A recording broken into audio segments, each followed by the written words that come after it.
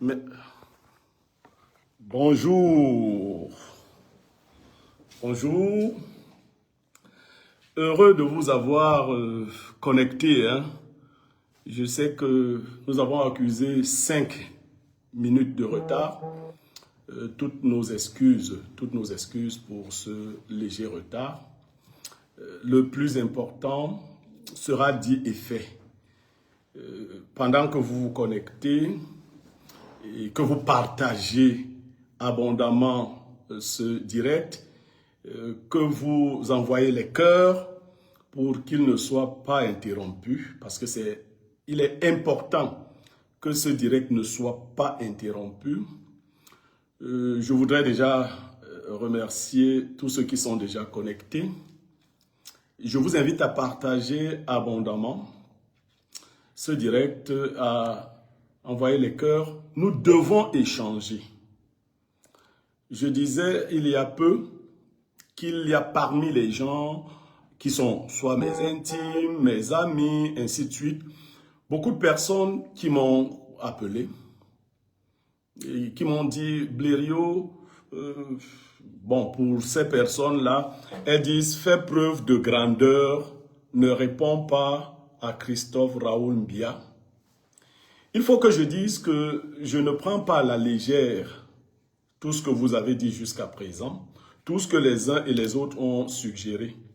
Mais j'ai répondu à la plupart des personnes, écoutez mon live, vous saurez quel est l'angle qui est le mien, parce que je ne réponds pas à tout. Sauf que j'ai estimé et j'estime que pour cette fois-ci, il est nécessaire que Blériot Niémé prenne la parole et qu'il réponde. J'aime vous préciser qu'il y a quelques minutes, une heure par là, le sieur Christophe Mbia, qui avait déjà annoncé qu'il allait faire beaucoup de bruit, il allait me montrer ce qu'il a montré à J. Remingono, ce qu'il a montré à Valsero, ainsi de suite. Il dit sur un de ses posts qu'une personnalité importante de la République l'a appelé pour lui dire de ne pas continuer de me dénigrer. Non, non, non, non, non, non, non, non. Je refuse ça. Il faut me dénigrer. C'est impératif de le faire. C'est d'ailleurs ce à quoi tu es destiné. Mais ce n'est pas le problème. Vous vous doutez bien que moi, Niemek, je ne peux pas m'asseoir pour avoir pour objet d'étude Christophe Raoul Mbia. Non, c'est un humain. Et tous les humains, de mon point de vue, se valent. Mais c'est un cadet en tout. C'est un enfant. Et une de ses collègues, dont je vais taire le nom, m'a écrit, elle m'a dit, je ne sais pas ce que ces enfants sont devenus. Je ne les ai pas connus comme ça. Et je lui ai dit, tu ne les as pas connus du tout. Mais pour ce direct de ce soir, je vais me limiter à parler de ce que M. Mbia a dit, de l'attitude qu'il a eue, mais surtout de ses commanditaires, parce que c'est ça qui est important. Qu'est-ce qui est en jeu dans la sortie de Mbia? Nous allons écouter quelques séquences de cette sortie et nous allons nous arrêter de temps en temps pour analyser ce que nous aurons entendu ensemble. Et c'est aussi par respect pour vous, ma communauté, que j'ai décidé de parler. Je vais vous expliquer comment ça fonctionne avant d'entrer dans le cœur du sujet. On envoie un individu vous insulter, vous danser, dire des choses, beaucoup de choses. Ensuite, il conclut son propos en disant qu'il a d'autres révélations plus croustillantes. Et que si vous osez réagir, il va passer à l'étape supérieure. Et donc, quand vous adoptez une attitude de silence pour montrer de la grandeur ou que vous vous défendiez, si vous adoptez une attitude de grandeur, certaines des personnes qui vous suivent auront le sentiment qu'effectivement, le monsieur aurait quelque chose de croustillant qui vous ferait peur. Heureusement, dans le cas de monsieur Mbia, il a indiqué les choses croustillantes qu'il aurait à ajouter, qui ferait donc que je perde toute crédibilité. Et donc, vous déjà ma communauté, je vous avertis d'arrêter d'écouter des gens qui n'ont aucune valeur morale. Mais alors, aucune valeur morale. Aucune crédibilité. C'est quand même... On pouvait choisir quand même des individus différents de Christophe Raoul Mbia. Bon, venons-en à ce qui nous réunit ici ce soir. Venons-en à ce qui nous réunit ici ce soir. La sortie tonitruante de M. Mbia autour de la personne de M. Blériot-Niemek, les accusations dont je suis affublé. Je voudrais qu'on écoute d'abord, dès l'introduction, ce que dit M. Mbia. Permettez, s'il vous plaît. Pour répondre au grand frère, qui est pour nous un grand frère, Blériot-Niemek. Il faut bien écouter. Qui, depuis un certain temps, a eu la très très mauvaise idée de nous prendre pour cible dans ses écrits. Il est fait... Ok, je vais aller très méthodiquement. Pour répondre au grand frère que nous considérons comme grand frère Blériot-Niemek, quand vous voyez l'attitude du gars, il est vraiment respectueux. Qui a eu la très mauvaise idée de nous prendre pour cible. Ce que Christophe ne sait pas, parce que c'est mon petit, hein, ce que Christophe ne sait pas, c'est que je suis un rhéteur, c'est-à-dire un spécialiste de l'expression. Il dit que j'ai eu la très mauvaise idée de les prendre pour cible. Ça veut dire qu'en fait, il dit qu'ils sont des gens dangereux, ce que j'aurais pris pour cible. Et donc, c'est une très mauvaise idée. Quand tu as donc la mauvaise idée de prendre des gens dangereux pour cible, les gens dangereux vont te faire des choses dangereuses. Comme on dit dans le langage vulgaire, ils vont te faire du sale. Et donc, Christophe Raoul Mbia est donc chargé de me faire du sale. Il est chargé de me faire du sale. Il faut qu'on me... Il est chargé de me faire du sale. Mais essayons de voir le sale que Christophe Raoul Mbia fait. Et examinons. Je suis sûr, Mbia est en train de suivre le live. Et il va beaucoup en apprendre. Il va en apprendre des choses. Et il sera réconforté. Alors, j'ai eu donc la très mauvaise idée de les prendre. Parce que c'est lui qui le dit. Et il va citer les noms des personnes que j'ai eu la mauvaise idée de prendre pour cible. Je vais dire que dans mon propos, je vais, comme je l'ai promis, éviter... Et puis, mais nous ne le calculons pas nous parce ne que nous le estimions calculons. que nous avions un combat beaucoup plus rude à livrer face à la désinformation venant des lanceurs d'alerte. Alors, Blériot-Niemek, Christophe Mbia dit qu'ils avaient un combat beaucoup plus rude à livrer face à la désinformation. Et moi, j'aurais profité donc, pendant que eux, ils étaient dans un combat plus important, j'en ai profité pour leur faire des enfants dans le dos. C'est pour cela qu'ils ne se sont pas vite occupés de moi. Maintenant qu'ils ont fini avec le premier combat qui était rude, et on ne sait pas qui leur a confié ce combat, on va revenir. Ils avaient donc des combats. Et quand ils ont fini là-bas, lui il s'est dit, je vais m'intéresser à ce grand frère qui a osé nous prendre pour cible. Et je dis encore les parce que c'est ces expressions. J'ai dit que je ne vais pas m'attaquer aux gens qui ne m'ont pas encore attaqué. Qu'est-ce qu'il dit? Ils ont profité pour nous lancer des pics. J'ai profité. Il nous traite de gamins, il nous traite d'insolents, il fait tout. Voilà.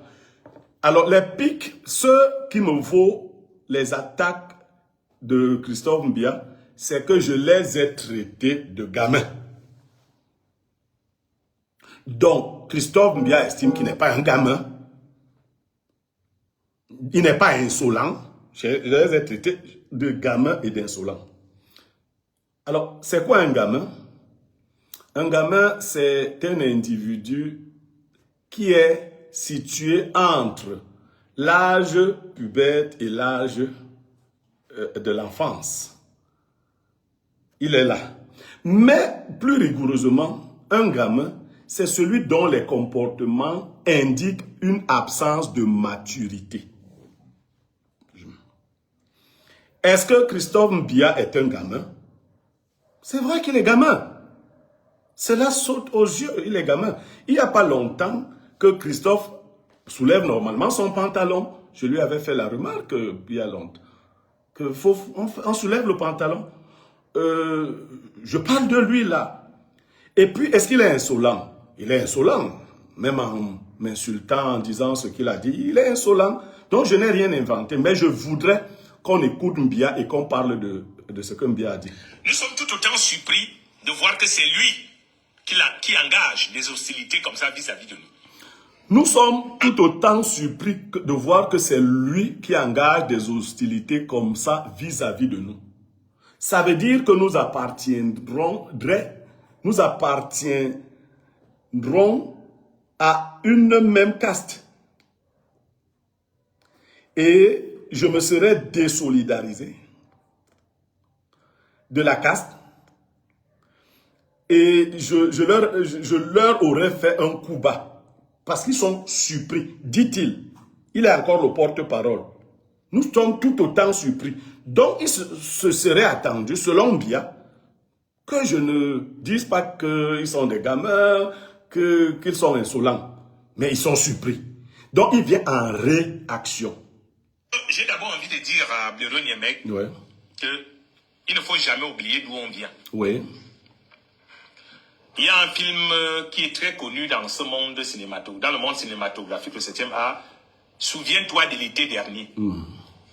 Blaireau Niemek, que vous voyez, qui impressionne certains par son aisance linguistique et son art oratoire, assez impressionnant aussi parfois. Ok. Christophe Mbia me dit de me rappeler d'où je viens. J'impressionne certains par mon art oratoire, mon aisance linguistique parfois, dont Mbia m'évalue. Il peut m'apprécier, mais là, il m'évalue parce qu'il dit parfois. Donc, parfois, ce n'est pas bien, parfois, c'est bien. Et donc, il faut que je me souvienne d'où je viens. Je vous fais l'économie de ce qu'il dit là. Non, il faut que vous suiviez. Ça vient de ça. Pas un gars qui vient du monde de la communication. Je ne suis pas un gars qui vient du monde. Blaireau Niemek, c'est un enseignant vacataire de philosophie qui n'a pas réussi dans ce domaine et qui, par imposture, s'est retrouvé dans le domaine de la communication. D'accord. Bon, le travail a commencé. Blaireau Niemek ne vient pas du monde de la communication, dont viendrait Christophe Mbia. Maintenant, je vais cibler seulement Mbia. Je ne parle pas d'autres personnes. Christophe Mbia viendrait du monde de la communication. Et moi, je ne viendrai pas du monde de la communication. Ceux qui ont la mémoire ouverte se rappellent d'une image de Christophe Mbia à l'ISAM. Parce qu'il va aussi dire que j'ai été à l'ISAM, que j'ai échoué. On va parler de tout ce qu'il a dit. Et donc, Christophe Mbia, lui, il est allé à l'ISAM. Rappelez-vous bien. Mais comme étudiant en journalisme première année. Et il a fait une semaine. Si Christophe Mbia est allé à l'ISAM comme étudiant de première année, il a fait une semaine, il est rentré au groupe L'Anecdote à Vision 4, ça subodore que Christophe Mbia n'avait pas fait journalisme avant. Sinon, il serait allé là-bas pour faire les masters. Mais quand il y allait, il n'y avait pas encore les masters en journalisme. Je ne sais pas si c'est déjà le cas. Donc, il est allé faire première année. Ça subodore que Christophe Mbia a, au plus, en ce moment-là, un baccalauréat. À quel moment et de quelle manière Christophe Mbia viendrait-il donc du monde de la communication? Simplement parce qu'il travaille à Vision 4, il vient donc du monde de la communication. Mais s'il vient du monde de la communication parce qu'il travaille à Vision 4, j'ai aussi travaillé à Vision 4. Et dans les rédactions. Et j'ai été directeur de publication d'un journal appelé La République, qui est apparu plusieurs fois. On va revenir sur ça. Je suis un enseignant vacataire de philosophie qui, malheureusement, n'aurait pas réussi dans ce domaine-là. Je suis obligé de parler de moi aujourd'hui. En tout point, je vais parler de moi. Parce qu'il est beau d'entendre qui je suis. Quand j'enseigne la philosophie dans les lycées et collèges du Sud Cameroun, notamment à Ebolova, lycée classique et moderne d'Ebolova, lycée d'Ebolova rural, dont j'ai tenu la toute première promotion de terminale en philosophie, lycée bilingue d'Ebolova, le Coréa. S'il vous plaît, envoyez abondamment les cœurs, s'il vous plaît. Envoyez abondamment les cœurs, le direct est signalé. Vous tous qui êtes là, plus de 3000 personnes, envoyez-nous les cœurs. S'il vous plaît, il ne faut pas qu'on s'amuse avec ce direct. Il a beaucoup de belles révélations vers sa fin. Donc, envoyez abondamment, que chacun... Envoyez, faites ça comme travail, envoyez les cœurs, envoyez... Pourquoi les gens ont peur? Ils disent qu'ils ont tout pour nuire. Envoyez. Christophe Mbia m'a dit que ce qu'il avait fait à J.Remingono, ce qu'il a fait à Valsero, il va me mettre la vaseline. Je ne sais pas de quoi l'enfant est capable. Mais si l'enfant a les testicules plus gros que ceux de son père, c'est que c'est la hernie. Je crois que cet enfant a la hernie. Et on va lui faire une chirurgie pour lui enlever la hernie. On va lui enlever la hernie. Il a envoyé les cœurs. Envoyez-moi. Je ne veux pas qu'on s'amuse avec ce direct, s'il vous plaît. J'ai des choses, j'ai de la documentation. De la documentation jusqu'à ma vie privée, les titres fonciers et tout. On a un travail. On n'est pas là pour nous amuser. Nous sommes là pour travailler. Donc, voilà. Quand je parlais de mon passage comme enseignant à Ebolova. Alors, quelqu'un qui est un piètre enseignant, je vous donne quelques références. La même année, toutes les autorités de la ville d'Ebolova, je ne sais pas comment elles ont fait, se sont entendues. Le gouverneur du Sud s'appelait Bernard Wongolo. J'étais répétiteur de son enfant. Le président du tribunal d'Ebolova s'appelait Evineba Claude. J'étais répétiteur de ces deux enfants. L'un d'entre eux est cadre dans l'armée camerounaise aujourd'hui. Une autre est sortie de l'ESTIC. Je suis leur père et leur formateur. Je dis la même année. Le colonel Nke, Désiré Magloire, la même année, j'étais répétiteur de ces enfants et on m'appelait le distributeur automatique des baccalauréats. J'enseignais la philosophie, le français et l'anglais. Peut-être Mbia ne le sait pas. Je suis camarade de classe de Ernest Obama. Camarade de première année, matricule 99 437. Renseignez-vous chez tous les enseignants de philosophie. Depuis le DG de Isakam, qui fut mon enseignant. Il s'appelle Jean-Pierre Imélé. Je vous ai gardé quelques effets ici pour mon école. Quand j'étais à l'école doctorale, j'ai eu pour camarade Tot, que vous voyez souvent sur les plateaux, parce que je suis revenu à l'école doctorale 10 ans après. Je suis ici, je peux lire ici mes camarades de philosophie africaine. Voilà le document signé. Philosophie africaine, il est signé ici par le professeur Pius Ondoa, qui a été ministre au Cameroun, ministre de la fonction publique, chef département de philosophie. Goda Ader, il est professeur titulaire de philosophie, il est dans le Nord Cameroun. Et bon, il y a des noms que je n'arrive pas à lire. Toujours est-il que nous sommes un effectif de 9 étudiants. Et je suis le premier de la promotion. Je suis le premier de la promotion. Mon nom, c'est le numéro 7. Vous pouvez lire là.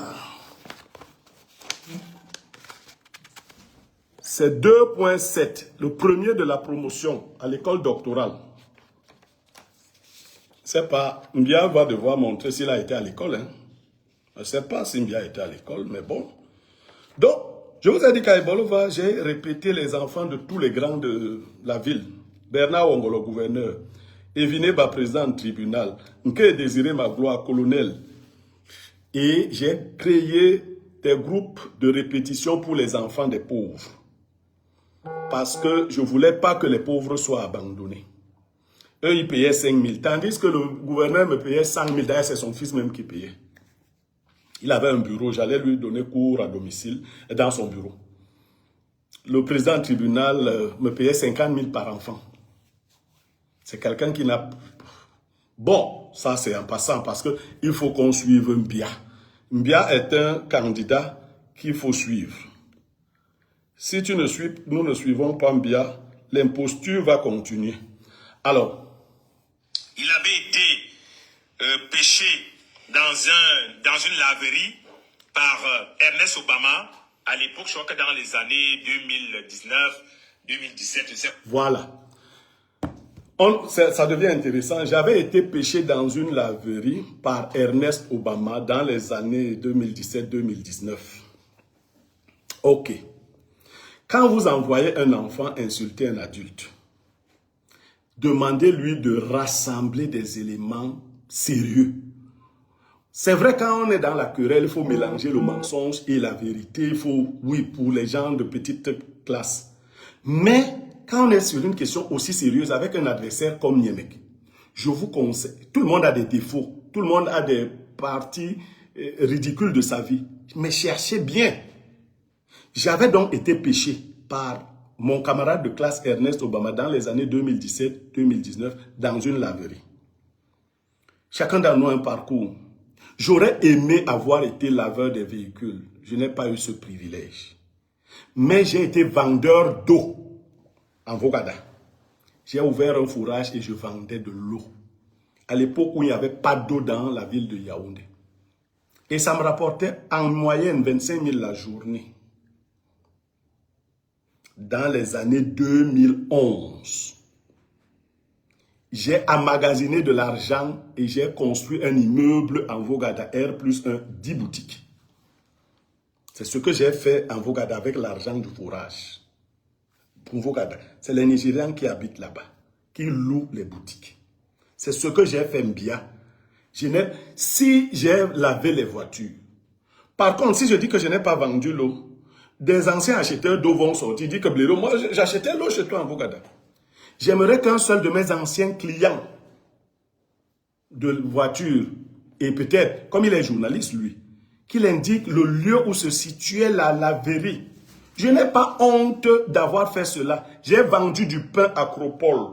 J'étais le meilleur vendeur de pain Acropole de Vogada dans les années 2003.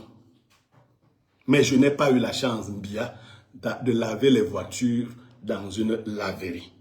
Pourquoi je m'arrête sur ce genre de choses? Je vais vous raconter une petite anecdote. Un jour, un papa à moi, dans le quartier Vogada, vient me voir et il me dit, Blaireau, il y a quelqu'un qui m'a insulté. Le papa, paix à son âme, s'appelait Dieudonné Ntep. Il était DTN du cyclisme. Moi, je vais parler avec des faits. Il m'a dit, il y a quelqu'un qui m'a insulté. Il a dit que j'ai volé de l'argent et j'ai acheté une maison, la maison que j'ai en Vogada. J'aimerais que tu lui parles. J'ai appelé le monsieur, je lui ai dit, ben, tu dis que Dieudonné ne t'a pas volé de l'argent, il s'est acheté une maison en Vogada. Tu connais Dieudonné Ntep? Il me dit, ah non gars, je ne le connais pas. C'est le président de l'Africa Cyclisme qui m'a dit de dire ça. Je dis que, hey, mais c'est comme ça. Il dit, ah c'est comme ça notre... Je dis, non, ça ne peut pas être ça votre métier. Là, c'est le gangstérisme, c'est pas ça. Il me dit, ah toi tu comprends. Je dis que je comprends. Tu ne peux pas ne pas. Le Dieudonné Ntep était jumeau. Et son jumeau travaillait à la BEAC. Monsieur Ndjok. Monsieur Ndjok avait acheté une maison en Vogada. Et quand il est allé habiter ailleurs, il a offert cette maison à son frère jumeau. Mais un journaliste avait été payé pour dire que Dieudonné Ntep avait volé de l'argent à la Fédération camerounaise de cyclisme et avait acheté une maison en Bourgade.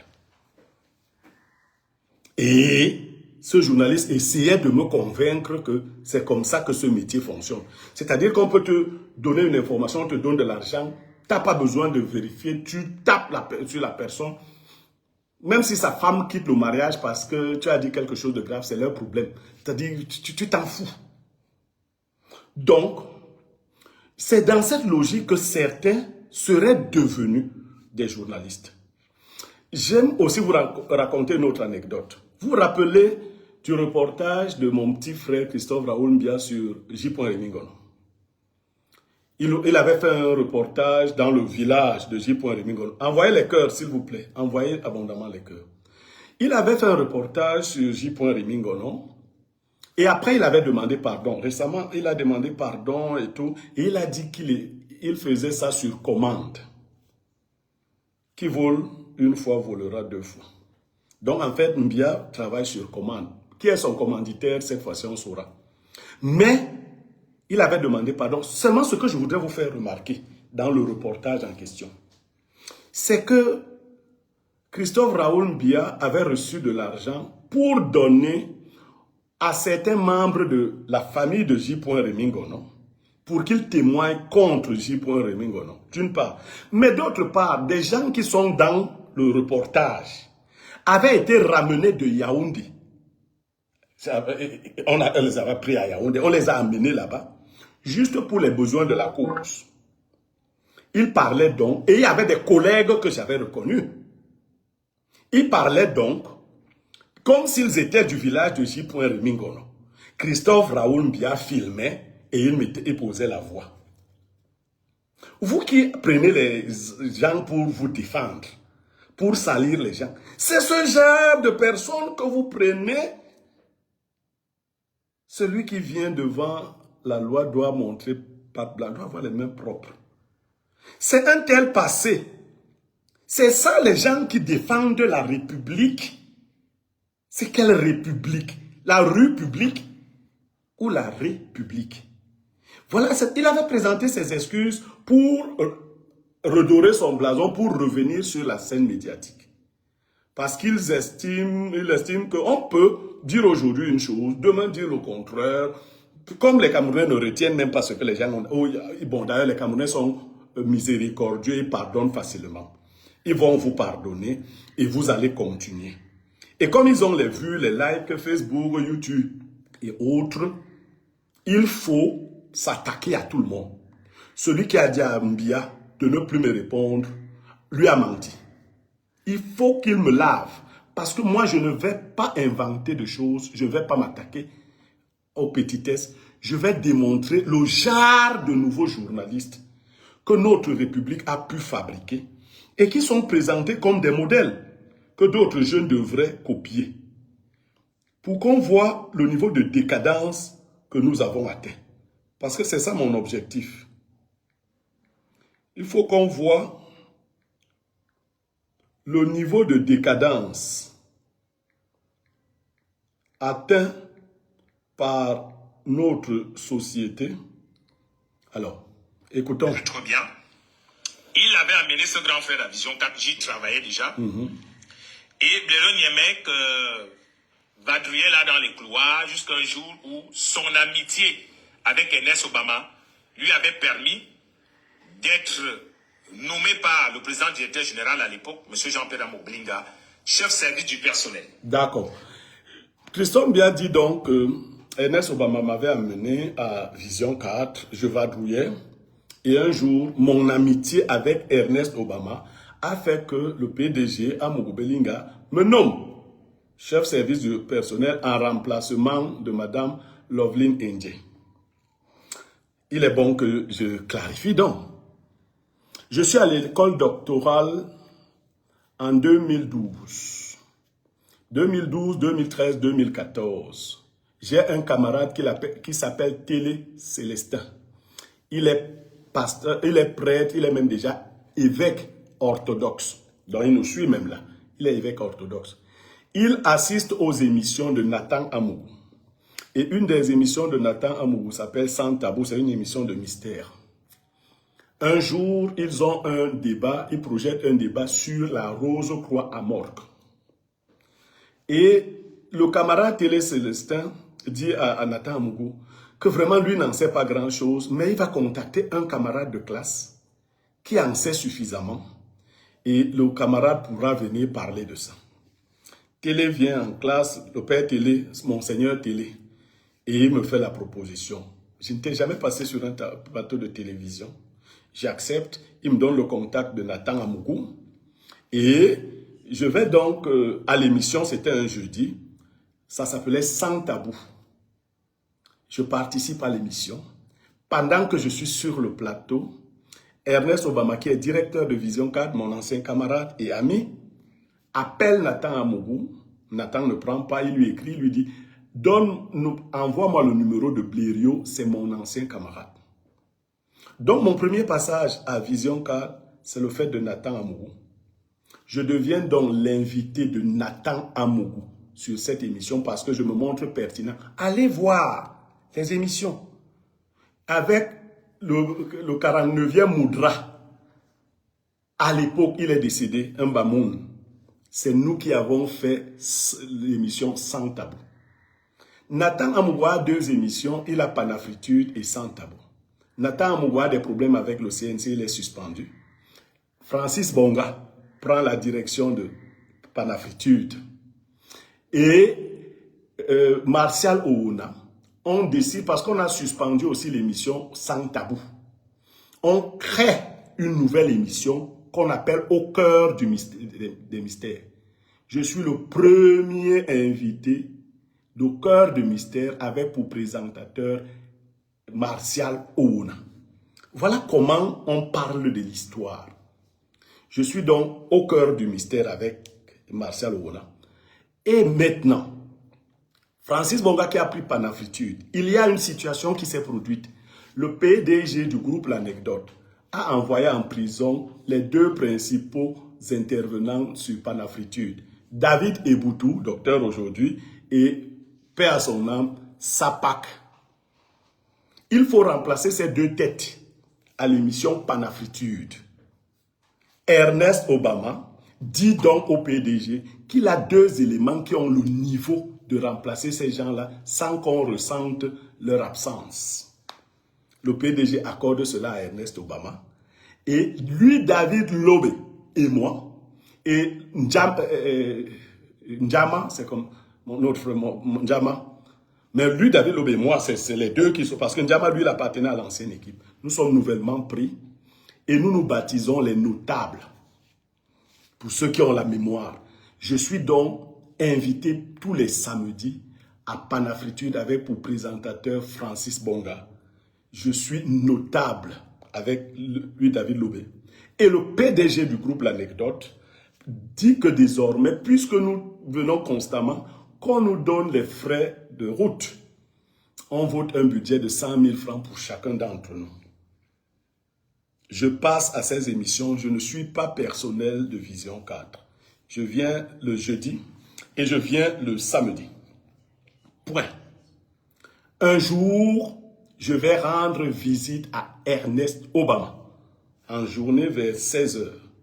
Nous ressortons de son bureau vers 17 h. Envoyez les cœurs. Notre direct est attaqué, s'il vous plaît. Ne permettez pas à ceux qui ne veulent pas suivre la vérité de s'amuser. On ne va plus s'amuser. Facebook, envoyez-nous les cœurs. YouTube, envoyez les cœurs, s'il vous plaît. Abondez. On est sérieux là, s'il vous plaît. Envoyez-nous les cœurs, s'il vous plaît. Donc, je vais rendre visite à Ernest Obama. Nous sortons de son bureau. Nous nous arrêtons parce que le PDG du groupe L'Anecdote, M. Jean-Pierre Amougou, est en train de partir. Je ne l'ai jamais vu. Mais il a garé son véhicule et il est en bras de chemise. Il a laissé son costume à son garde de corps. Il fait un tour et il s'arrête.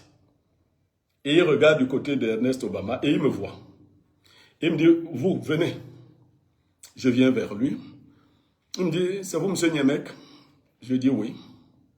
Il dit, venez me voir demain à 11 h. Je dis, bien reçu, PDG. Je vais vers Ernest, Je lui dis, il m'a dit de venir le voir demain à 11 h. Obama me dit, mon ami, mon frère, ah ben si tu as un problème de 200 000 au quartier, sache que c'est déjà résolu. Il t'apprécie beaucoup, hein? Il va te donner de l'argent. Voilà. Je viens le lendemain à 11 h, un peu avant 11 h. Je trouve que le PDG a dit qu'il ne reçoit personne. Mais son garde de corps, Francis, c'est un gars, un officier de police, me reconnaît, il dit non, il a demandé hier à ce monsieur de venir le voir. Et pendant qu'on discute, le PDG, c'est après que je saurai, il a une caméra dans son bureau, il me voit, il ouvre la porte de son bureau et il me dit, entrez, j'entre. Dès que j'entre, M. Amougou Belinga me demande, veux-tu travailler avec moi? Alors, vraiment, je lui réponds tout de suite oui. Il me dit donc, tu vas aller faire un dossier et tu viendras me le remettre. Il met la main dans la poche, il sort un paquet, il me remet, c'est 100 000 et il y a un billet de 10 000 qui s'est collé sur le paquet de 100 000, donc c'est 110 000. Je descends, je vais au bureau d'Ernest, je lui dis, j'étais là-bas, il me dit, tu as donné combien? Je lui dis 100 000, mais il y a un billet de 10 000 qui s'est collé là. Il me dit, oh, tu n'as pas eu beaucoup de chance avec lui. Oh, il n'a eu de chance. Mon ami est convaincu que je lui mens. Il me dit, il me donne chance. Et je lui ajoute, il m'a dit non, d'aller faire un dossier et de venir le voir avec. Il me dit, ah là, je comprends. Il va te trouver une place quelque part, une bonne place. Il t'apprécie beaucoup. En temps, je ne dirais pas que mon ami ne m'avait pas encore dit par le passé que le retour était bon. Bon, je ne l'en accuse pas. Mais je ne le savais pas. Je reviens 2 jours après avec le dossier. Je suis recruté un lundi au groupe L'Anecdote, affecté à la direction générale, et le mercredi de la même semaine, je suis nommé chef du personnel. J'arrive au groupe L'Anecdote avec un bureau. Quand j'entre au groupe L'Anecdote, je suis chef de personnel. Je n'ai jamais été autre chose avant. Je n'ai même jamais rien. On peut aller vérifier. Et ma note me dit, je vais découvrir qu'une collègue qui est aujourd'hui en Europe avait été chef du personnel, mais je n'ai pas été là quand elle était chef du personnel. Je suis arrivé chef du personnel. Recruté lundi, nommé mercredi. Et de lundi à mercredi, j'ai séjourné dans le bureau d'Ernest Obama. Comme ami, on allait manger. D'ailleurs, il adore faire ce genre de choses. On a toujours, récemment même, on a mangé. Après ma démission d'Info TV, il m'a invité à manger. Peut-être que Raoul ne le sait pas. On a mangé au niveau de l'hôtel de ville, là, chez Micheline. On a mangé, voilà. C'est ce qu'on a fait, Ernest Obama et moi, après ma démission. Donc, c'est comme ça que j'arrive au groupe L'Anecdote, mon petit. Je suis chef du personnel. Alors, le petit va plus loin. Il dit donc que quand j'arrive, je commence à jouer les directeurs d'école primaire, je ne sais pas quoi. J'arrive à 6 h. Mon Dieu. Quand il dit même qu'un chef du personnel arrive à 6 h, il croit me dénigrer en le disant.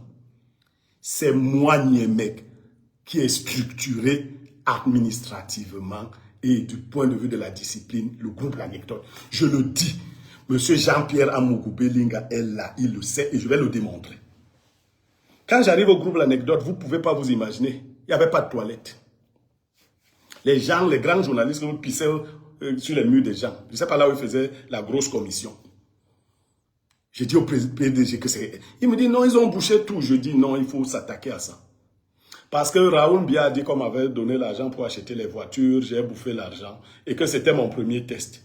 Je vais rapidement vous parler des réalisations que j'ai faites au groupe L'Anecdote. C'est moi qui ai construit les nouvelles toilettes du groupe L'Anecdote. C'est moi qui ai remis en service les anciennes toilettes. Quand vous entrez au groupe L'Anecdote, les pavés, c'est moi qui ai fait enlever ce qu'il y avait là et qui ai fait couler le sol parce que les pavés se gâtaient tout le temps et il fallait toujours un budget. Le portail du groupe L'Anecdote, c'est moi qui l'ai fait refaire.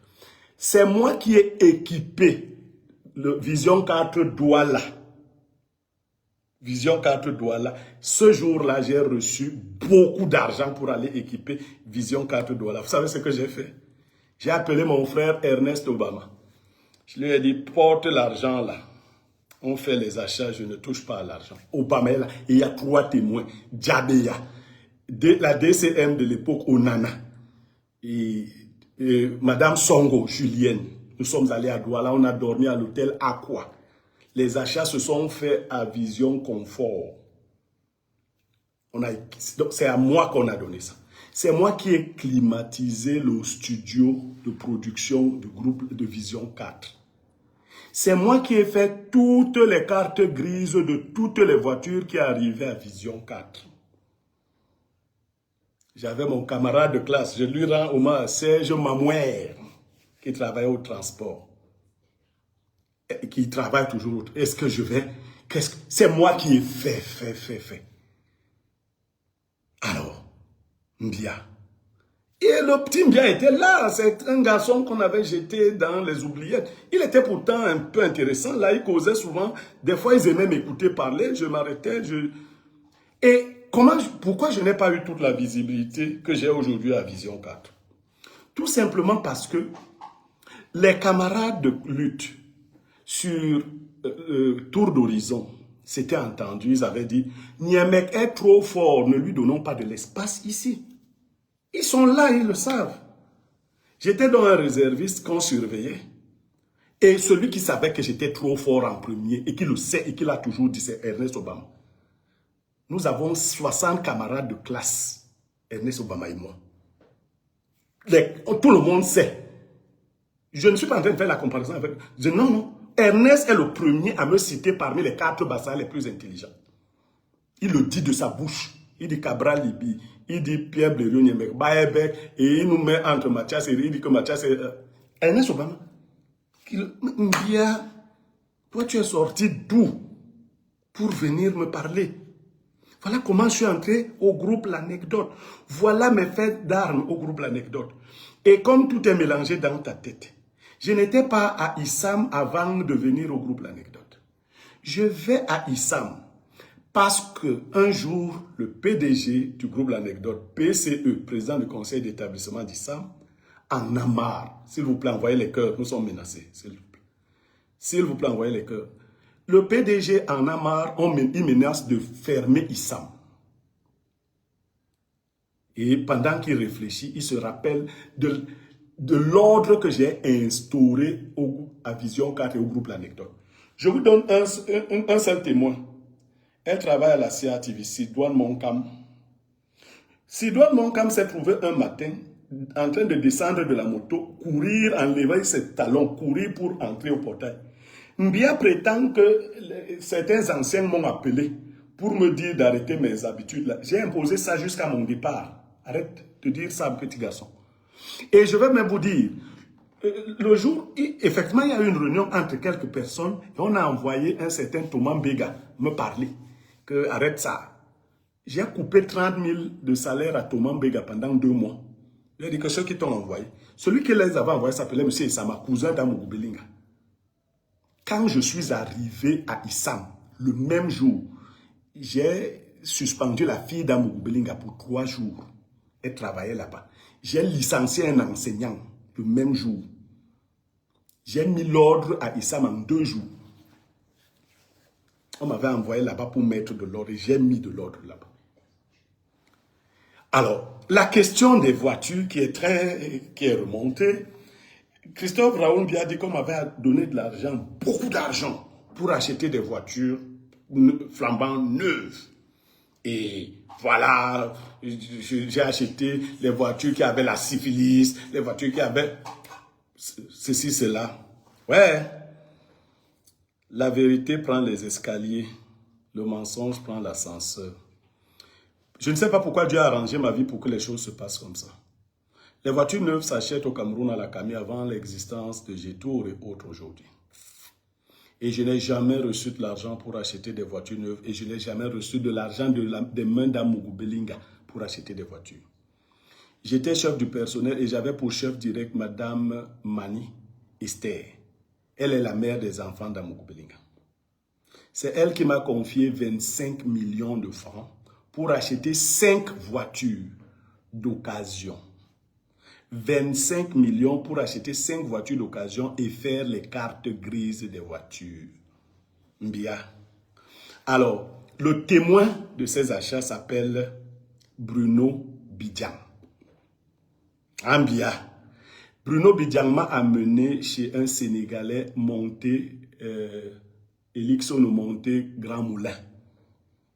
Ce Sénégalais nous a présenté les voitures, mais nous ne sommes pas tombés d'accord. Nous avons mangé du riz sénégalais très bien fait chez lui. Et ce monsieur m'a offert au nom de Bruno Bidjan un costume d'une valeur de 200 000 francs. Il m'a dit, peut-être on fera affaire une autre fois, mais je ne peux pas te vendre à ce prix. Le plus beau costume que j'ai eu à cette époque coûtait 200 000 francs. C'est grâce à la relation de Bruno Bidjan. Je suis donc allé acheter finalement les 5 voitures au Carrefour Vogt, chez un anglophone qui est aujourd'hui aux États-Unis, qui a eu des problèmes. S'il avait les véhicules qui avaient la syphilis et tout cela, c'est là-bas que j'ai acheté les véhicules de la syphilis, 5. Et j'ai fait les dossiers d'immatriculation et autres, dans les 25 millions.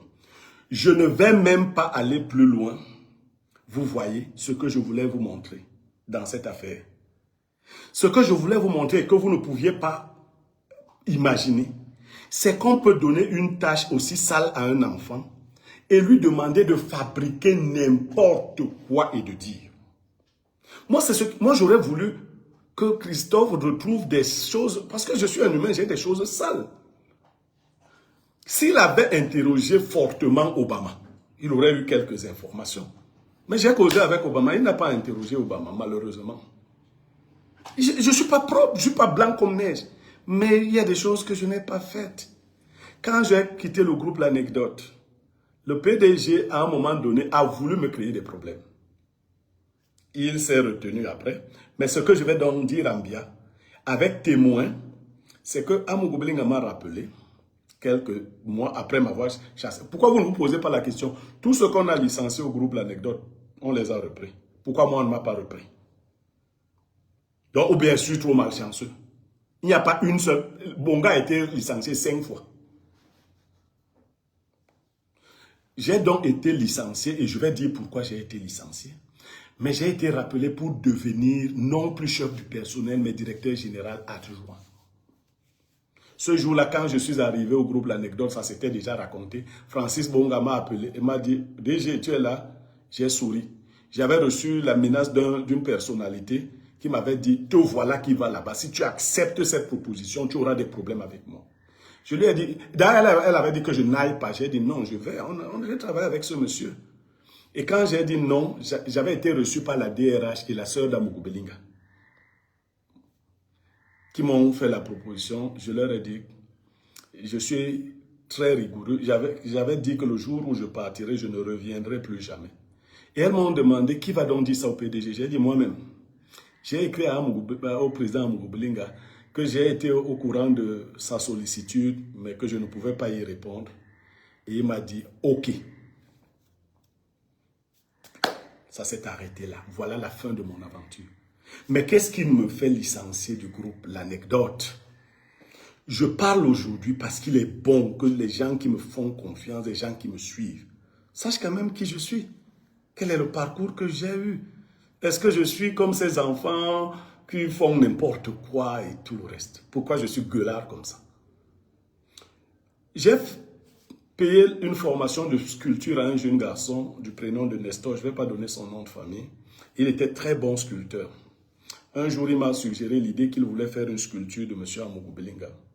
J'ai accepté.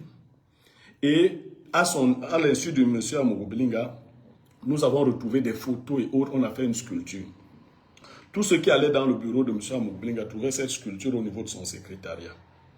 Cette sculpture m'a coûté, je l'ai financée seul, 300 000 francs, et le jeune homme que j'avais fait former, je l'ai fait former à l'université de Ndissamba, par la fille de Ndissamba qu'on appelle Marie-Louise Ndissamba. Je n'ai pas payé un franc parce qu'elle était mon amie. Donc ce petit garçon, je le récupère, donc il fait, lui, il donne l'aspect pratique, l'aspect technique, et moi je finance. Je suis allé remettre la sculpture à Amougou Belinga parce que Christophe a dit qu'il y a un problème de sculpture. Je vais lui expliquer tout ce qu'il ne sait pas. Alors, quand je remets la sculpture à M. Jean-Pierre Amougou Belinga, je suis avec le petit Nestor, il est ébloui.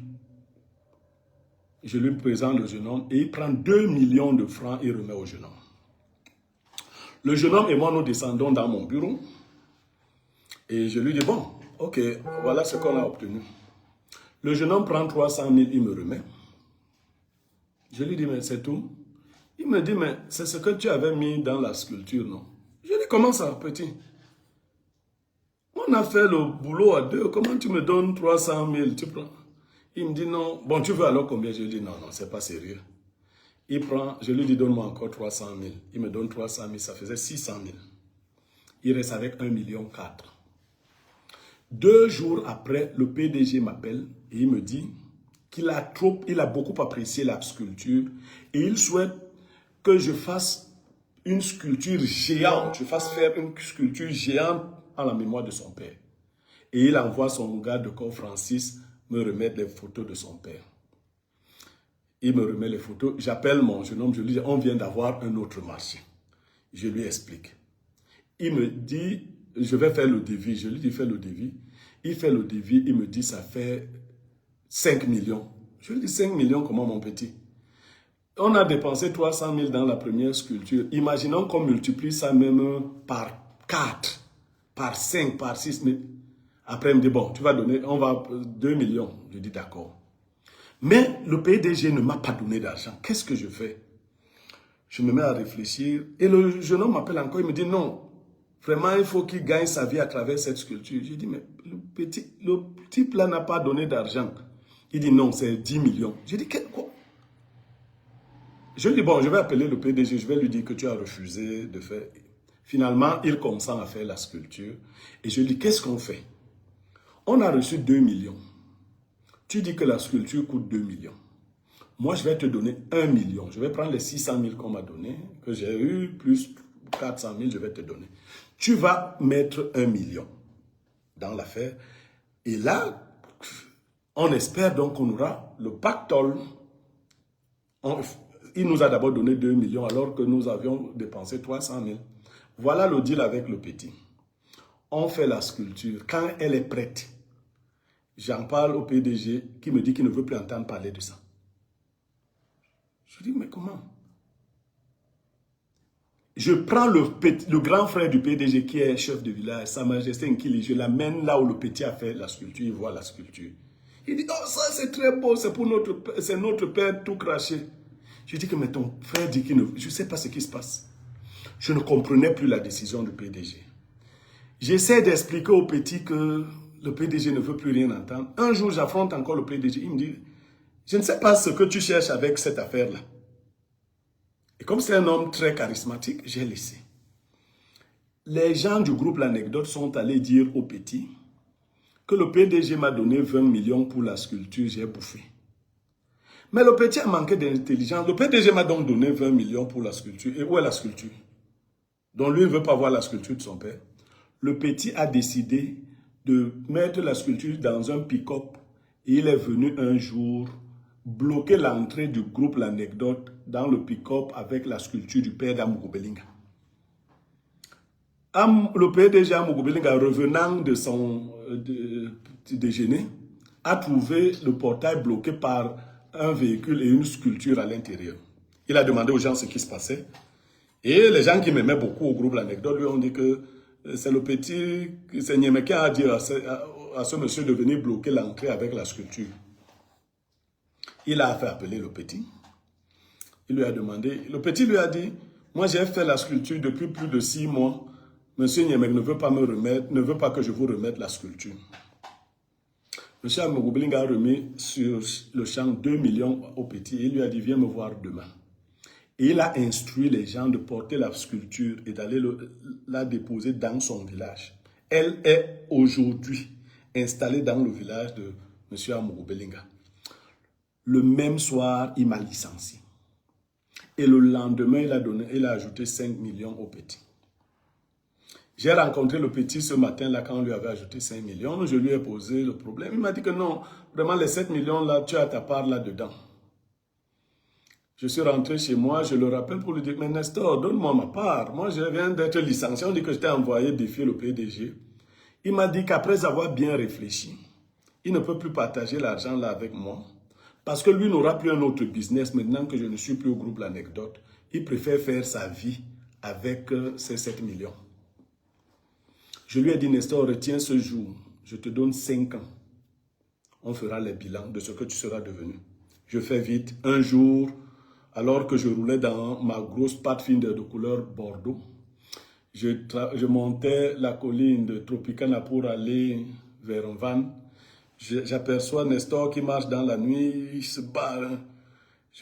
J'appelle au téléphone, je dis, Nestor, comment tu vas? Il dit, je vais bien. Je dis, non, tu ne vas pas bien, je te vois, tu marches à pied là. Il dit, oui, je suis à Tropicana. Je dis, il y a une grosse voiture, Pathfinder, qui vient te traverser. Il dit, oui. Je dis, c'est moi. Je lui dis, je t'avais donné rendez-vous dans 5 ans, on n'a pas encore fait 5 ans. Il dit, ça veut dire quoi? Je lui dis, non, c'est la vie. Tu as fini d'utiliser les 7 millions, tu n'as plus rien. 2 ans après mon licenciement du groupe L'Anecdote, j'avais fêté une somme d'argent importante qui énerve les gens. Et le dossier dont parle Christophe Raoul Mbia, il a dit qu'il va le faire sortir. Mbia, s'il te plaît, pardon, fais sortir le dossier l'IEP, l'IMAL, c'est comme ça qu'on appelle ça, et qu'on m'arrête. Depuis 5 ans et depuis 3 semaines, on a demandé à un ancien collègue proche de moi de donner des éléments sur ce dossier et autres pour qu'on puisse m'arrêter. Il avoue. La seule façon de m'arrêter, c'est de faire dans l'arbitraire. Et ceux qui auraient l'ambition de m'arrêter, vous êtes libres de m'arrêter. Vous n'avez besoin de personne, de rien. Vous êtes tout puissant. Vous m'arrêtez quand vous voulez. Mais pour trouver une saleté, je suis tellement... Je vais vous dire, il y a 3 catégories d'hommes publics. La première catégorie, je les appelle les pourris gâtés. Eux, il n'y a plus rien à attendre d'eux, les pourris gâtés. La deuxième catégorie, c'est les pourris récupérables. C'est ceux qui font des choses pas bien, mais ils peuvent s'amender et revenir sur le droit chemin. Et la troisième catégorie qui est rare, c'est les propres. En général, on envoie les pourris gâtés pour salir les hommes propres. Mbia, depuis que je gueule dans les médias, s'il y avait quelqu'un qui avait quelque chose de grand contre moi, il l'aurait fait. Je voudrais que vous lisiez ici. Procès verbal de constat d'existence et de fonctionnement des comptes l'IEP l'IMAL. Il a été dressé par un huissier de justice. L'an 2022 et le 19 du mois d'avril à 12h30 sur réquisition de monsieur, je laisse le nom parce qu'il ne m'a pas demandé de citer son nom ici, demeurant AAAA, agissant en qualité et non pour le compte de mon nom et autres, lequel m'a préalablement exposé, voilà. Je, les comptes l'IEP, Maître Timdung Mekiache Micheline, huissier de justice à la 6e charge près la cour d'appel du centre des tribunaux de Yaoundé. Est-ce que vous saviez que j'ai fait les choses comme ça? Mbia, tu savais que j'ai fait les choses comme ça quand vous viendrez m'arrêter. Que j'ai fait montrer tout ce que les gens ont investi derrière moi à l'IEP l'IMAL par un huissier de justice. Je vous ai donné le nom. De ce qui précède, j'ai dressé et rédigé le présent procès verbal de constat à 17h45 pour servir et évaluer ce que de droit le coup et autres. Seuls les hommes propres. J'avais entendu d'abord un autre, Soule Onoyo avait parlé, les gens m'ont dit de répondre. Je réponds, je ne pouvais pas répondre à tous les coups.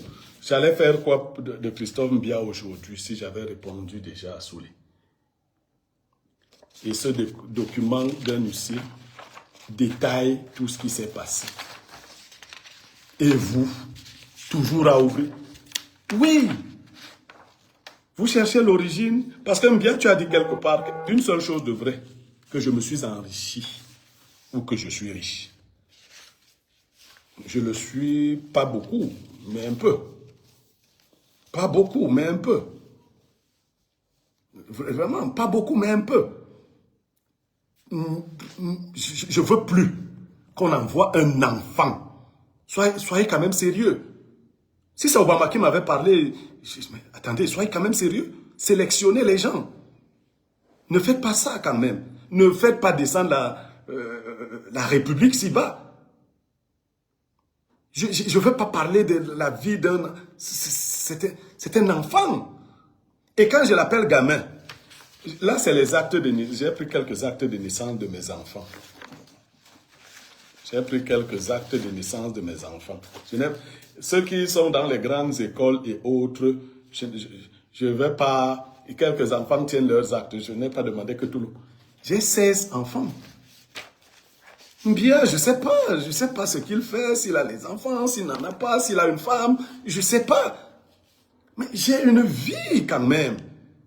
Si je meurs maintenant, on va dire qu'un homme est mort. Si Mbia meurt, on va dire qu'un gamin est mort. Est-ce que quand je dis on va l'enterrer avec la pierre? C'est un enfant, Mbia. Vous qui nous suivez là, faites attention, ne voyez pas les gens porter les costumes. C'est pas ça. Mbia est un enfant, pourquoi vous l'envoyez comme ça?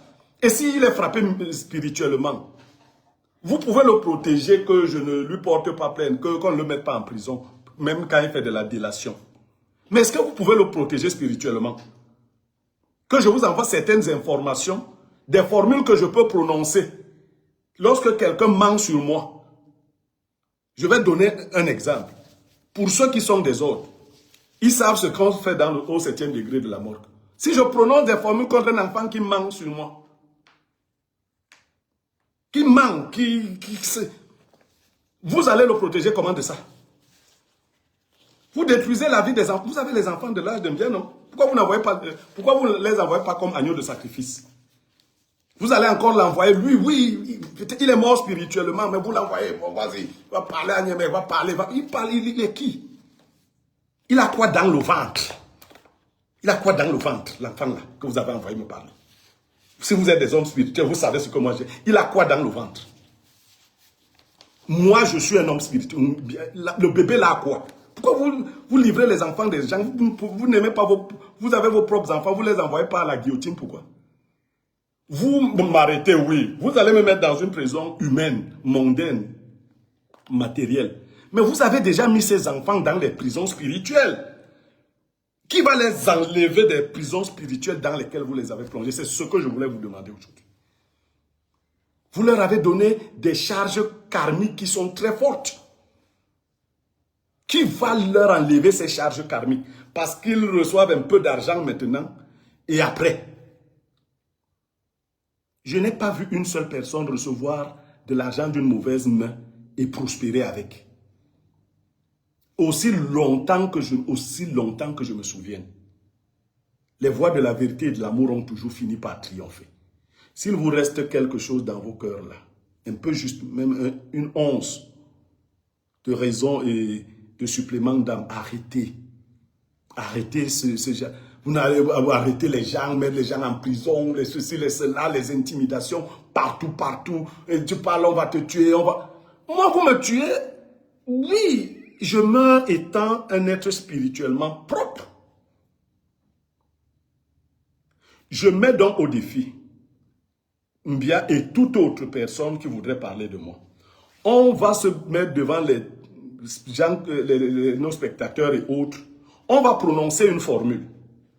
Et celui qui sera capable de la prononcer, de parler et de continuer de vivre, on verra. Vous comparez quoi? Vous envoyez qui? Si c'est ce genre de personnes que vous avez comme élément pour envoyer, je vais plus... mais il fallait quand même que je rétablisse auprès des gens qui ont une certaine hauteur. Vous voyez tout ce que j'ai présenté là, tout ce que l'enfant a dit. Et observez quand il parlait hier au camp là, il fuyait même la caméra. C'est comme s'il lisait un document. Il a dit que Obaker, un certain Obaker, avait des informations qu'il allait donner. Je connais 2 Obakers dans ma vie. L'un des Obakers m'a appelé très vite, c'est mon beau-père. Il me dit que, Bombo, les amis ne font que m'envoyer le truc là que Mbia dit. Je ne connais pas Mbia. Je ne connais pas, pardon, mon beau. Je lui dis non, laisse là. Je connais leur technique. Voilà, c'est des teasings et on envoie des trucs comme ça. Alors, qu'est-ce que Obaker va dire? Mais est-ce qu'un homme propre a peur de ce que quelqu'un va dire? Je ne suis pas là-bas. Obama était dans cette maison le 2 avril à mon anniversaire. Son discours était, c'est enregistré. Si vous voulez connaître un homme honnête, l'exemple de l'honnêteté et de l'intégrité, c'est Blériot Niemek. Je vais vous citer les gens qui étaient là. Il faut faire attention, hein. Respecter les gens. Respectez les gens. Bon Dieu, respectez les gens. Je suis un self-made man et je continue mon combat. Vous pouvez m'interrompre humainement, mais je vais vous dire, pour ceux qui auraient de telles idées, de telles ambitions, le niveau spirituel qui est le mien est tel que l'homme qui prendra sur lui de m'avoir fait le moindre mal, les générations, de génération en génération, on paiera ça dans sa famille. Et ça, vous ne pouvez rien contre ça. Ce n'est pas la gendarmerie, c'est pas... Non, non, non, non.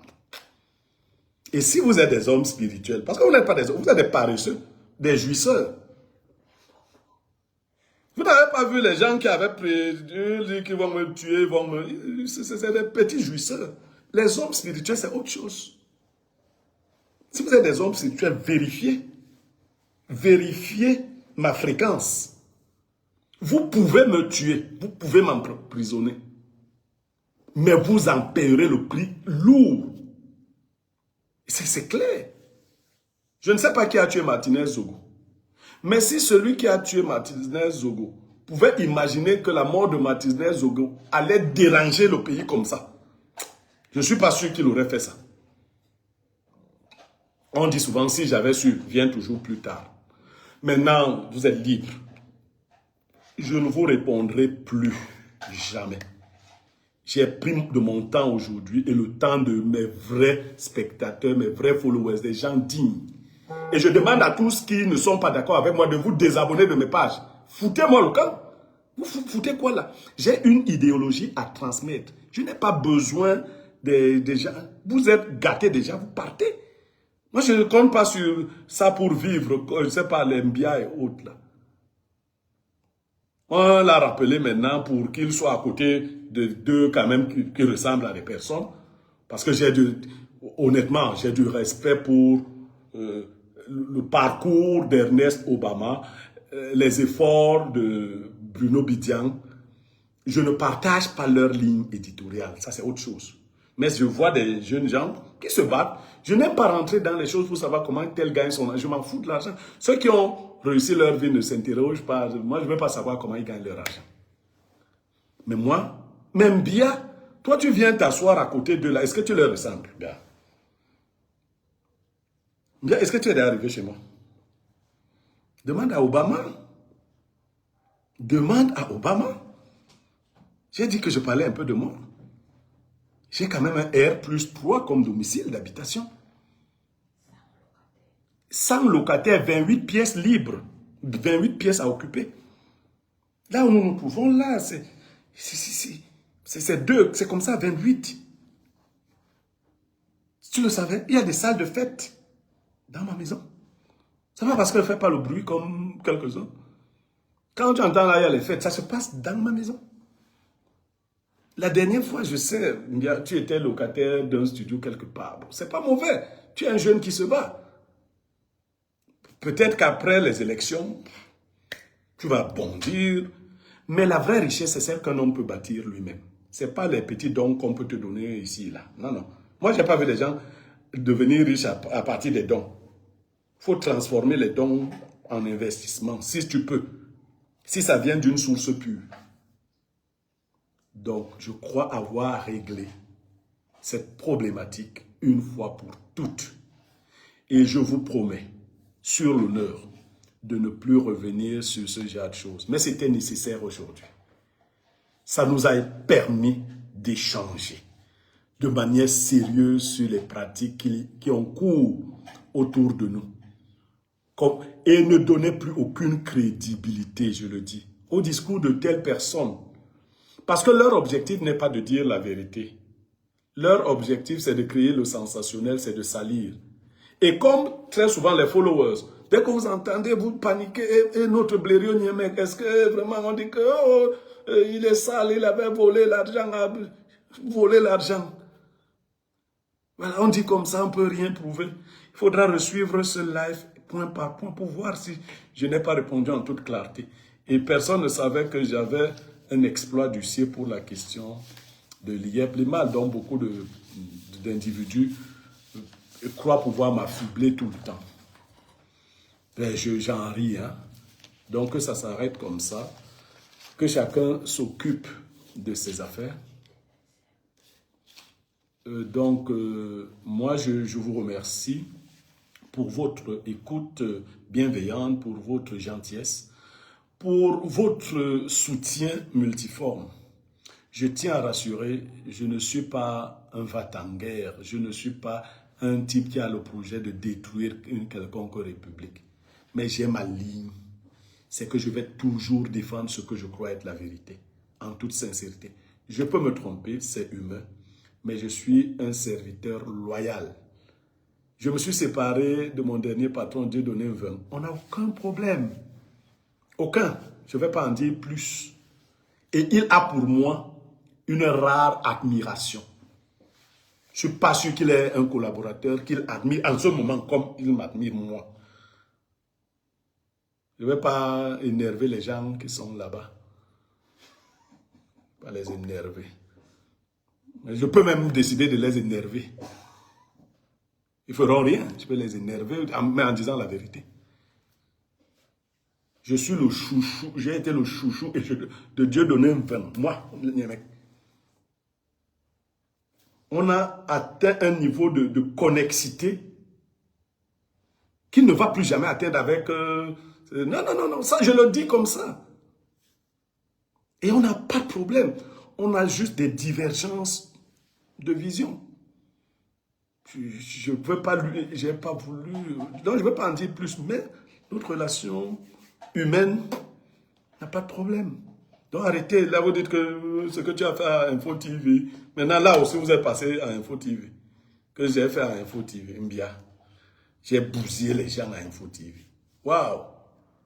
Donc arrêtez et que tout le monde fasse ce qu'il a à faire. Merci encore de continuer de nous soutenir sur nos pages Facebook, notre chaîne YouTube, ainsi de suite, TikTok et autres. Nous continuerons de faire ce travail citoyen ici, mais nous sommes sur un projet beaucoup plus structuré. Nous ne vous en disons pas plus pour le moment. Alors, portez-vous bien et merci à tout le monde. Merci énormément pour votre patience et l'écoute. Merci.